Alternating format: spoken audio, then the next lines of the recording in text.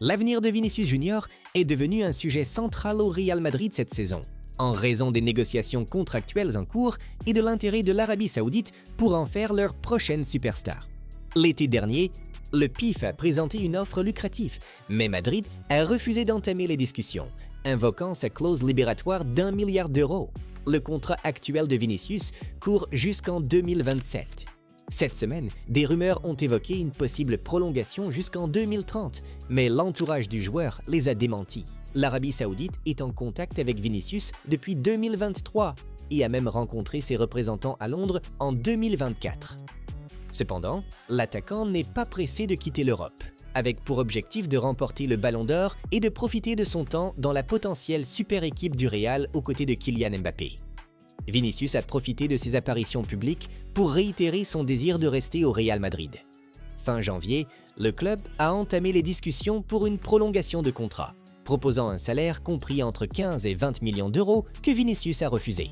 Le joueur vise un contrat historique, équivalent au plus gros de l'histoire du club, autrefois détenu par Cristiano Ronaldo. Cela impliquerait un package d'environ 30 millions d'euros par an, incluant salaire, primes et primes à la signature.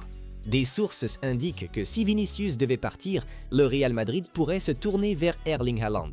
Pour l'instant, les négociations se poursuivent et le joueur reste serein quant à son avenir, attendant le prochain geste du club. Le transfert de Matheus Cunha à Manchester United est finalisé. Selon les médias brésiliens, le club paiera 62,5 millions de livres, probablement en plusieurs versements. La journaliste Raiza Simplicio rapporte que l'accord est conclu et que le Brésilien de 25 ans rejoindra l'équipe avant l'ouverture du mercato le 1er juin. United recrute Cunha pour renforcer l'attaque de Ruben Amorim, l'équipe ayant eu du mal à marquer et ayant beaucoup compté sur Bruno Fernandes, notamment après la blessure d'Amad. Garnacho et Højlund n'ont inscrit que 18 buts à eux deux, et parmi les rares joueurs à avoir plus de 10 contributions décisives figure Rashford, qui devrait être vendu. Amorim cible des joueurs adaptés à son système en 3-4-3, et Cunha évolue déjà dans une position intérieure gauche chez Wolverhampton avec une solide expérience en Premier League, ce qui réduit le besoin d'adaptation. Il rejoint United au même âge que Bruno Fernandes, et le club espère qu'il aura un impact aussi rapide et positif. L'arrivée de Cunha, aux côtés de jeunes talents comme Liam Delap, devrait renforcer l'effectif dès la saison prochaine. Chelsea a pris l'avantage dans la course à la signature de Dean Huijsen de Bournemouth et espère conclure le transfert avant le début de la Coupe du Monde des clubs. Le défenseur central de 19 ans considère sérieusement l'offre du club londonien qui fait partie de plusieurs grandes équipes intéressées par ses services. Né aux Pays-Bas mais désormais international espagnol, Huijsen dispose d'une clause libératoire de 50 millions de livres. Liverpool, Arsenal et Newcastle sont également sur les rangs, tandis que le Real Madrid a montré de l'intérêt sans prévoir d'action cet été. Chelsea est prêt à proposer un contrat de 7 ans, conformément à sa stratégie d'investir dans les jeunes talents les plus prometteurs. Le défenseur s'est rapidement imposé comme l'un des meilleurs à son poste en Premier League. Son arrivée ferait partie d'un mercato estival animé pour Chelsea, motivé à la fois par les besoins de l'équipe et par les règles financières du PSR. Le club vise aussi des renforts offensifs, en plus des ajustements défensifs prévus. Bournemouth, de son côté, prévoit de vendre Huijsen, Antoine Semenyo et Milos Kerkez, des ventes qui pourraient rapporter plus de 150 millions de livres. Liverpool, Arsenal et Manchester United suivent tous de près Semenyo dans leur recherche d'un ailier cet été. Selon Sky Sports News, Aston Villa discute d'un possible transfert de Kevin De Bruyne, qui a annoncé plus tôt ce mois-ci qu'il quitterait Manchester City à la fin de la saison. C'est la dernière année de son contrat et le club de Birmingham pourrait chercher à recruter le milieu belge de 33 ans. De Bruyne hésite à changer radicalement le mode de vie de sa famille, ce qui attire l'intérêt de plusieurs clubs de Premier League. 4 équipes de MLS, l'Inter Miami, le Chicago Fire, le New York City FC et le DC United se sont déjà renseignés sur ses attentes financières et sportives. Le club italien de Como a également montré de l'intérêt. Le départ de Bruyne a été officiellement confirmé le 4 avril. En 10 ans à City, il a remporté 16 trophées, dont 6 titres de Premier League et la Ligue des Champions. Il a inscrit 107 buts en 417 apparitions depuis son arrivée en provenance de Wolfsburg en 2015 pour 54,5 millions de livres. Ce serait un excellent choix pour Villa, a déclaré Paul Merson. Si Kevin veut jouer chaque semaine, il devrait aller en MLS ou en Arabie Saoudite. Mais s'il se contente de 20 à 25 matchs par saison, Villa est l'endroit idéal. Il y a tellement de vitesse dans cette équipe et le grand terrain de Villa Park est un rêve pour De Bruyne. Le gardien de but du FC Porto, Diogo Costa, souhaite rejoindre Manchester City selon le journaliste de foot mercato Santi Auna. Auna affirme que l'international portugais a donné un premier feu vert pour un transfert à l'Etihad. Il semble que son agent, Jorge Mendes, mène les négociations et les discussions sont toujours en cours.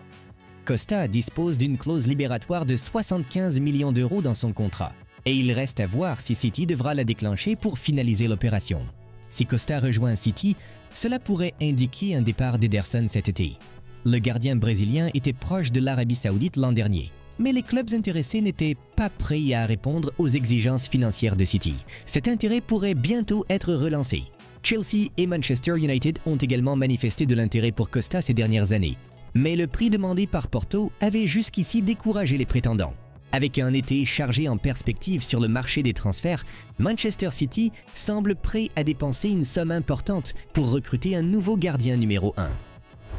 Chelsea suit de près plusieurs des meilleurs défenseurs centraux et attaquants d'Europe dans le but de conclure des transferts avant leur participation à la Coupe du Monde des clubs cet été. Le club vise les signatures d'un avant-centre, d'un ailier et d'un défenseur central.